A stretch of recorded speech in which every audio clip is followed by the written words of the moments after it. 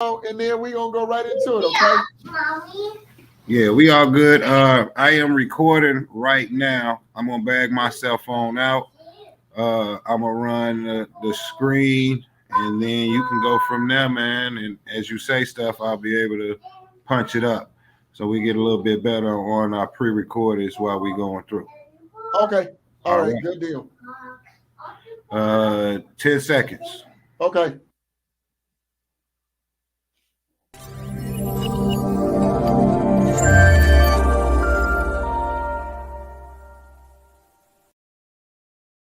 Evening, good morning, and good night, everyone. Welcome to the Life Show. My name is Tyrone Brown Jr., and I am so happy to be here. I have a really good friend of mine that is all the way from Greece. I'm happy to bring him on the show. We're going to have an exclusive interview with him. So, what I'm going to do is I'm going to introduce him. But before I introduce him, I just want to give a shout out to Fox Glen Marketing and Jackie Roper Jr. for all of the production that they're doing with the live show. Thank you so much. You can tune in, ladies and gentlemen, on our website, which is above me, www.thelifeshowpodcast.com. Also, you can go on and subscribe to our channel on YouTube at The Life Show Podcast, as well as we are on all things social media. Guess what? We even got a TikTok, y'all. I'm trying to tell you, we coming for it. All right. And then we now have our own QR code. So it is going to be amazing. We're on Instagram at The Life Show Podcast. Also, we are on Twitter at _life_show. So you can follow us on all things social media on or with the live show. And so with all of that said and done, I'm going to bring on my good friend that is from Greece. And I'm going to call him Kostas. How are you, my friend? How are you? I am doing great. Thank you so much for asking. How about you? I'm doing well, man. I'm doing well. This is just to, do an interview with you, man, and just to see exactly how it is on the other side of the world. So, where exactly are you from in Greece? I actually live in the northern part of Greece. Like Greece isn't a big country, obviously, but I live in the Macedonian part, as we call it, part of the Greece, northern Greece, in a very small town, actually.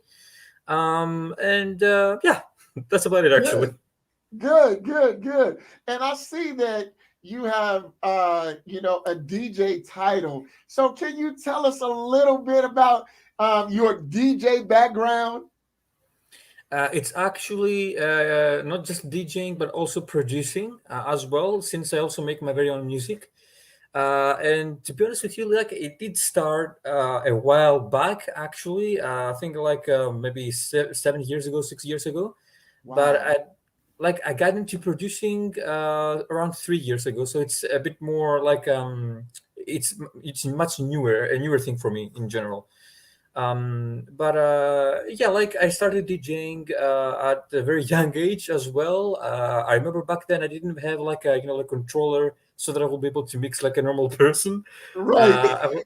Yeah, I mean, I was just using my computer and stuff. And when I first got like a professional controller, I was like, yeah, I'm going to make some fire mixes right now. So yeah, this is the background of DJing and producing and stuff. Okay. So how did you get your start into DJing and doing production? What was your passion to get into it, to get involved? Actually, that's a great question. When it comes to DJing, actually, I will split this into two sections: the DJing part and the producing part. So the DJing part, I always wanted to be able to play in a club and stuff like that, and be able to make other people happy because that's always what I love doing. But as soon as I had I don't know how to call it, like a deal, or like I was contacted by a boss from a club to Okay, be to be able to work there. The pandemic broke up, and I wasn't able to work basically. I see. Uh, and Yeah, that's like with the DJing. I just always wanted to be able to to mix songs, and also my songs in a club or in a massive stage and stuff like that. And That actually made me want to make my very own music as well. I was always watching, some tutorials on YouTube on how I can start making music, because I'm self-taught. Like, I don't come from a family that has musical background, if I can say so. So I was just watching some tutorials, and I kept like taking notes and stuff like that about music theory, and this is how I started making my own music as well. Um, I mean, for DJing, for me at least, it's much easier. But for production, making your very own beats, your very own music, I think this is the most beautiful part, because, like, when you're making it, you feel like you can take over the world. You feel that you have your very own signature in the songs that you make, right? So yeah. Absolutely. Well, that's awesome, man. I'm really interested in your story, and how you got started. And first off, I want to address number one, how we met, how you and I met, because I think, if I'm not mistaken, it's a little bit over a year, if I'm not mistaken, or almost a That's year, true. something like that. Yeah, that's true. Yeah, so I want to make sure that the audience knows how we met, and how you came in contact with the live show. So can you break that down, and then give us a little about how that all started? Yeah, to be honest with you, there was one day, like, I'm taking it a while back, but there was just one day where I was feeling really bad, and I just wanted to be able to talk to someone. And sometimes you might need to speak to some people overseas, and these people might be able to understand you more. It depends on the person, I guess.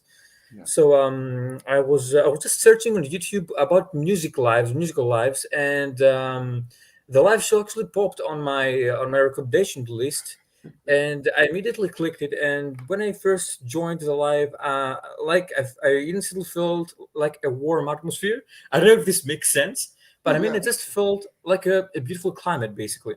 Um, and I mean, instantly when I first described how I was feeling and stuff like that, I saw that everyone was there, and that they were open-minded, ready to listen, which is really really important for me. And I instantly fell in love with the project and the idea of a stream. And one of the things that I really love about this is that you guys talk about so many different subjects, and like, this is really, really important to be able to help other people, because for me, this is helping other people to, like, to become better, to better themselves, basically, which is really important. And yeah, that's it, basically. I Well, really thank love you. it. I mean, I appreciate that, for you sharing that. That is really beneficial, because people need to know where we got our start, and now that we're reaching even on the other side of the earth, to now impact other countries, not just United States, but in Mhm. Greece, in Africa. And I've always stated, it's not just about me, but it's about empowering other people. And so we're glad that we connected. I'm glad that we connected. And even going forward, I want to get into your raising, and where you were brought up. Well, we know that you were brought up in Greece, but exactly how old are you, or how young are you, should I say? I am 25 years old, actually. I don't know if people can tell, but yeah, that's that's the age. Man, and check this out, ladies and gentlemen. Look, really great guy. And before we go, matter of fact, before we go any further, I want to give you an opportunity to give your information, as far as your production services online, where you are, how can people reach out and see what you're doing, as far as Facebook or any other social media account at this time? Oh, thank you actually for giving me that opportunity. I really appreciate that. Definitely. Uh, well, I mean, I don't actually. I'm not so involved with social media. The main social media that I'm using is Facebook and YouTube. Those are the main platforms that I'm using Okay. to promote my music and stuff. And like obviously SoundCloud to upload stuff there. So yeah, if anyone wants to find my music or latest news, I guess about my music, that will be they can check on on my SoundCloud, which is DJ Flaman. It's exactly how you hear me saying it. DJ And also, Flyman. yeah, exactly, kind of a cringy, I Yeah, know, but no, it's good. It's good. actually this has a history behind it as well, like the artistic name that I chose. And it mainly has to do with the fact that I love commercial aviation. I mean, I love it. So yeah, Good. Good. Good. and yeah, like if they want to see, if anyone wants to see news about my music and stuff, they can also check out my personal Facebook as well, which they can find me with my like full name, which is a diesel locomotive name, like I love saying. But yeah, it's Alexandridis Konstantinos. And except music, by the way, I also upload pictures and videos of me making some 3D models and stuff of fairies and ships in general. And yeah, like my personal profile, I think that is the best social media that people can network with me actually. Absolutely. And, ladies and gentlemen, he's really doing quite a bit. And we're going to go into his story about how he will be inactive for about the next 12 months here in the next couple of days, because of his journey, and what he's doing. But this young man is really phenomenal. And I am really impressed by his story and his journey, about how he got his start, even with his sister. Actually, his sister had come on our show and was joined in with us, and really starting to take interest in our program, which is awesome. I'm very excited for your future, Costas, because I think that you are primed for a rise to the top. And this is not to, try to, push you or anything, but I know that you have a great heart for helping people. Otherwise, we wouldn't have met. And so I want you to even talk about, your raising, how it was, and coming leading on up to this point where you are.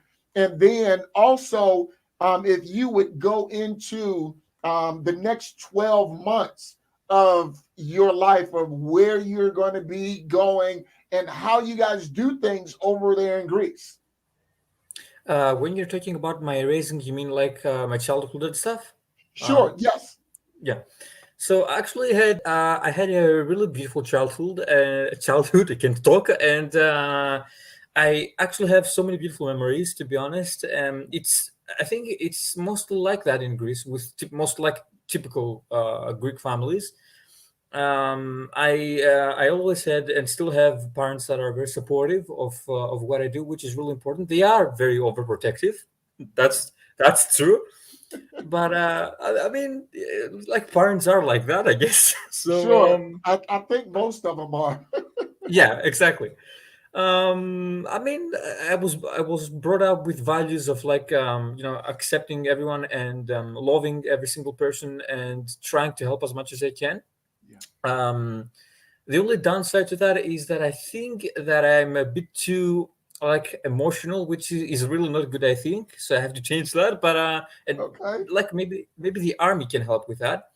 Yeah. And speaking of the army, that's like about my future. That's the main thing that I have to face right now, because like in Greece, it is required by the law to serve in the army for a minimum of 9 months. It used to be 9 months. They made it Okay. to 12 right now. And like I heard, most of my friends have already been in the army, and they keep telling me that it's going to be very.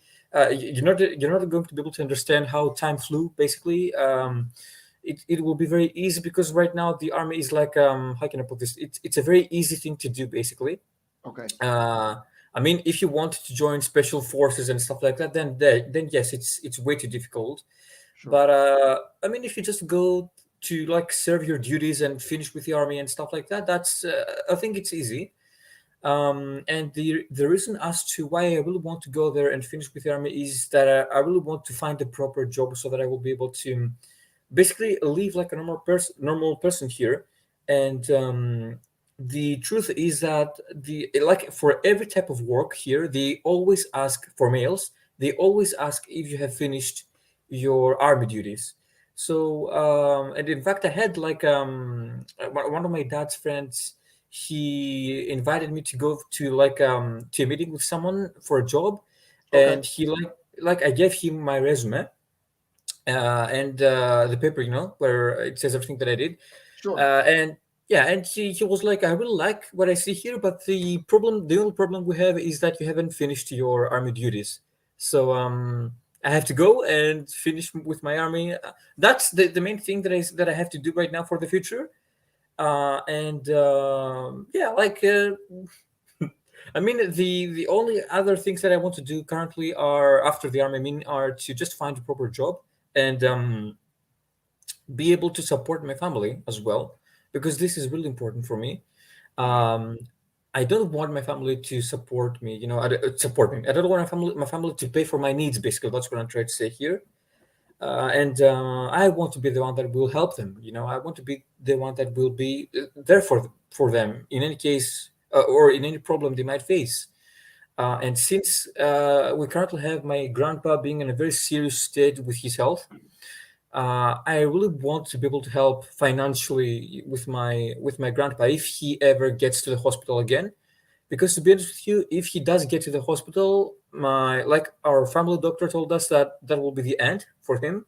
Sure. So yeah, I mean, kind of dramatic, but you know. Well, the biggest thing is that that's you know, and thank you for sharing that. That's a big difference from the culture that we have here in the U.S. Here it is. You're 25 years old and you're already looking to better yourself at this moment. And then you already have a heart to say, look, you know, I don't want my parents to support me. Mhm. I want to be able to support them as well as my grandfather. And that says a lot, about your culture and different things. And what you were saying is that in Greece, the army it's looked on as being honorable. The Yeah, army, when you go in, what it does is it really puts honor on your resume.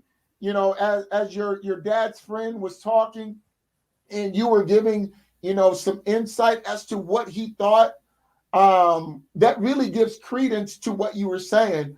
That here it is. He looked at your resume. He was like, "Look, I love what I'm seeing, but the only thing that's missing is the army the army on your resume." And that says a whole lot about the culture there. And speaking of culture, can you talk about the culture that's there in Greece? sure. I mean, Greece is like most countries in the Orthodox branch, a Christian Orthodox country, which means that going to the church is really important. It's not necessary, but it's part of our culture. Sure. And usually every Sunday we go to the church to attend some holy traditions that we have here. And after that, we usually go for drinks and stuff like that. For I mean, for a tea or for like breakfast and stuff like that. Got it. Um, so yeah, like usually every single Sunday we go to a church, and you always, I mean, every single Greek house has a small corner where you have different like pictures of saints or Jesus Christ, for example. You have like a specific small place in the room where all of these photos are collected, basically. And in this like small place, if you feel they need to pray or stuff like that, you always go there and you just pray, basically. um, and it's also common to see people carrying like small photos of saints in their purses as well, in their bags. What else? Food is also obviously a huge part of Greek culture. Okay. um, I really don't want to brag, but I think that we have the best food. um, Yeah. Brag on, my man. Brag on, because I love to eat, man. exactly, I'm sure that you will love it here then, because like it's an amazing Good seriously. deal. Yeah, it's like we have things that I didn't even know existed. For example, I learned with my sister, who, by the way, lives in Athens right now. She doesn't live in my hometown, which is actually a big distance because Athens is around 580 kilometers from me, around like 6 hours with the bus. And she told me that they have a specific type of burger there called Angus burger, which is like a massive burger with like Yeah. so many different stuff. I love. Uh, You know what? I haven't eaten a burger in quite a while, but when I do eat them, man, it's something to behold. But man, you and were talking about the Angus burger and your food, the culture there, man. Um, I'm intrigued with other cultures. I really am, and bringing out the values that every family, goes to church. Every family, is really, locked into a higher being, a higher power than themselves, and they even separate rooms where they can go in and pray in their Mhm. homes, and that's really big to me. Yeah, it's a classical part of the culture, actually. Yeah, like most people do that, and it's speaking about cultures, I honestly don't think that the United States and Greece have different cultures, for me at Okay. least.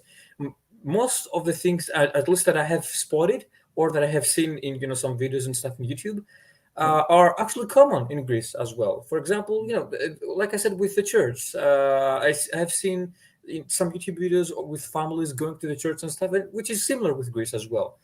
Okay. So we when it comes to this aspect, there are some things that are similar. I mean, I don't know what kind of difference would you say that we have when it comes to the culture between like the Well, United States and Greece?